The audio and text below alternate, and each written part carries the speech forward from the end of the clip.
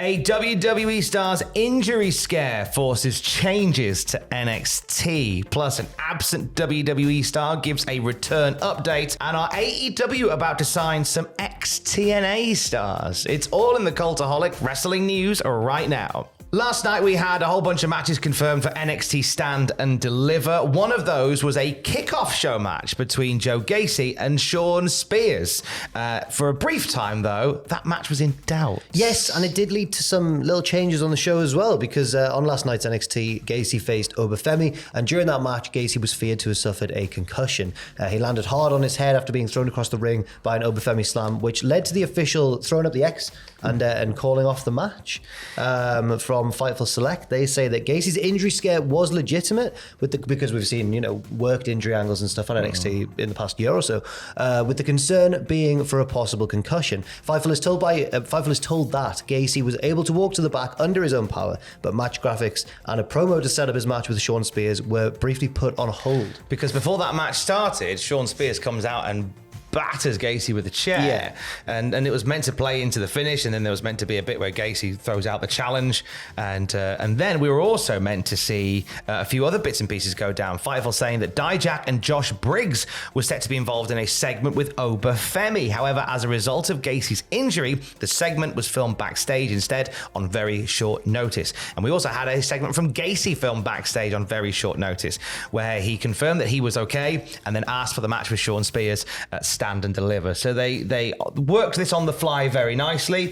I think excellent work by WWE, able to potentially spot a danger, and luckily it's not, but I thought fair play for the quick way in which they reacted to that situation and moved in fluidity around it. Yes, I wonder if they'll play into it further down the line, because the story of Joe Gacy's character is very much that he is indestructible, like he's been thrown off roofs and stuff, but obviously that all goes out the window when the real health of the performer is concerned. So I'm glad that they stopped the match, and I'm glad they managed to, even though there was a wobble, they managed to sort of re-divert things and keep all the involved matches on track. There's been a few occasions on NXT over the last few weeks and months where they've had to figure it out on the fly, and they seem to have bounced back really well from it. Like, it shows that ship is being run very well at the moment. Yeah, when you bring CM Punk in, things just run more Everything smoothly. runs perfectly smoothly.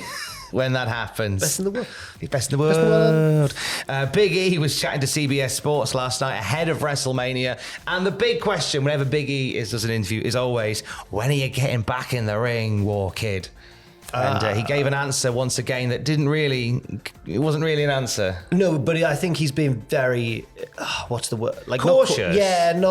Cautious, very sensible, taking his own health very seriously. Yes. He said, I appreciate everyone still asking. The C1 is a tricky bone. That's a vertebrae, I'm guessing, but I don't know whether one is at the top or the bottom. I see. It will be one of those. Yes. C1 is a tricky bone. Dr. Tom and Dr. Jack, at your service here. We know. Would you like some anesthetics or maybe a bandage? C1 is a tricky bone. I broke it in two places. Something called a Jefferson fracture. I'm just trying to make the best decision for myself and for my health. I wish I had a better answer, but unfortunately, I don't have any right now. But he did kind of give an answer regarding his whole philosophy or his thoughts on this situation and how he should approach a possible return as well. Yeah, it's one of those things where my ability to live my life day to day and to be in the gym and whatnot is not compromised at all. But obviously, getting in the ring, taking bumps, getting thrown around on my back and on my neck is a little bit different. I've been an athlete my whole life. I played tackle football at 7, which I don't know I'd recommend, says Big E. I've been doing physical things my entire life, and I never wanted to leave sports hobbled or crippled. Now at 38, those are considerations of mine, and I just want to make sure that I'm making the best decision for myself and my health moving forward. So it's just one of the things I want to be smart about. I honestly think at this point, I don't think he's going to get back in the ring. Do you not think? And I think that's a perfectly reasonable thing. 100%. Because he's such a charismatic, Kavorka-laced gentleman that he could turn his hand to many other aspects of that industry or entertainment as a wider scale if he so chose to. I don't think his legacy will be defined by wrestling per se, if he chooses not for it to be. No, I think you're completely right. And I think that his charisma means that if he wants to stay involved with WWE, there'll be plenty of different roles for him, including the kickoff show at this weekend's WrestleMania, where he'll be on the hosting panel on both nights alongside a certain Pepsi Phillip. They had some fun doing the WrestleMania one, didn't they? They seem to get along they bounce off each other quite well. Yeah. There's some good bands there. Yeah. Like, they're locked into the products. They're engaged with the audience. I like them a lot. WrestleMania week is well and truly underway now. Josh Barnett was on the Battleground podcast this week because it's Bloodsport tomorrow. Oh, it absolutely is. And he spoke about this kind of informal deal between WWE and GCW that'll see Shayna Baszler make an unlikely appearance at Bloodsport this week.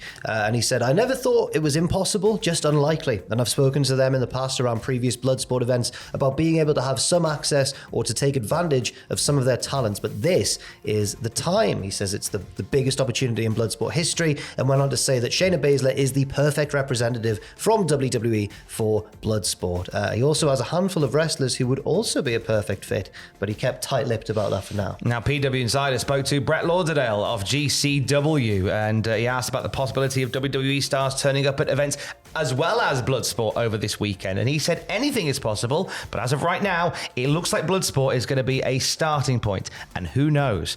I don't know if this is a one and done or if there's a wait and see how it goes, but I would imagine you would think if this works out for everybody, maybe they'll be open to doing it more. But I think it's baby steps right now. It'll maybe be next year where we see Roman Reigns at Effie's Big Cake Lunch.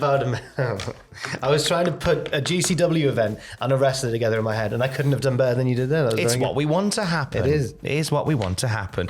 Speaking of putting wrestlers together in different promotions. Oh, sorry to cut you off there, but there is an appearance of Bloodsport who you interviewed recently. There is indeed, and I appreciate you cutting me off for that. How terrible of me. Thank goodness he's on the other side of the Atlantic, so he can't. Oh, he's a scary man. He can't roundhouse me for it. I had a lovely chat with big Geordie lad Lou Nixon, the first Brit to enter Bloodsport in the history of Bloodsport. Right, wow, fair enough. And he's repping Newcastle. Davey Boy Smith doesn't count, he's technically Canadian. Yeah. Before we go on that little journey.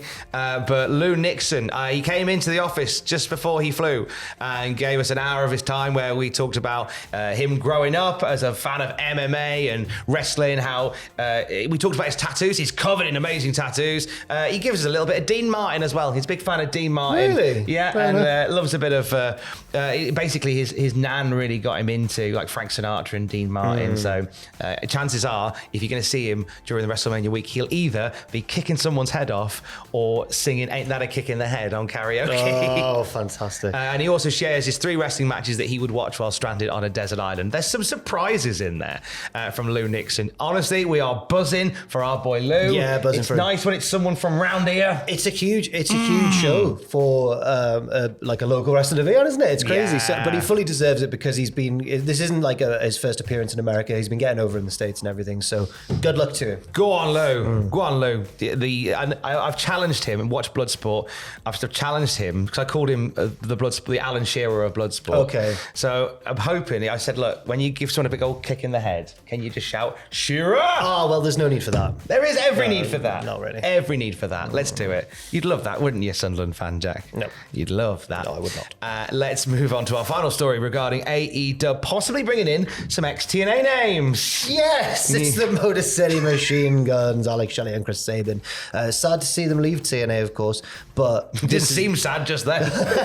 but this is a very exciting opportunity. They'll appear on TNA Impact TV through the Thursday, April 18th episode, because they've already taped their stuff. Their final match will be against Eddie Edwards and Brian Myers. But within TNA, there's been more of a realization that if the Guns are gone, where before some hoped they might still return to work some dates, there are some now that believe the Guns will sign with AEW, and that's going to be where they'll land. I think he'd be a great fit. They'd be a great fit there, wouldn't they? Oh, yeah, they would. Oh, my gosh. The Bucks versus the Guns and FTR versus the Guns and all the tag teams versus the Guns. I just think, I don't know what my hands are doing. I'm just too excited. But yeah, it's a great opportunity for them. And while they're not spring chickens anymore, they're still incredible in the rings, both of them. So while they can still go at their prime, get them in, have all the dream matches in the world. They wrestle like video game characters. And Yeah. I'm excited to see them doing more and more of that. Me as well. 9 pitches later today. Yes, myself. Flying around this week. So 9 pitches for Mania 40. Myself, Ross, and Andrew have cooked up some expertly written pitches for WrestleMania 40, and that'll be going out very soon on this very channel as well. After this video, I'm going to write my third one because I haven't finished them yet. So if my last one's a bit weird, you've got the inside line on why. Jack has the energy of somebody who is rushing to do their history homework. Yes. As Mr. Scobie comes up the corridor. Yes, absolutely. For the latest wrestling news throughout the day, you can check out cultaholic.com. Stay safe. It's what we want to happen.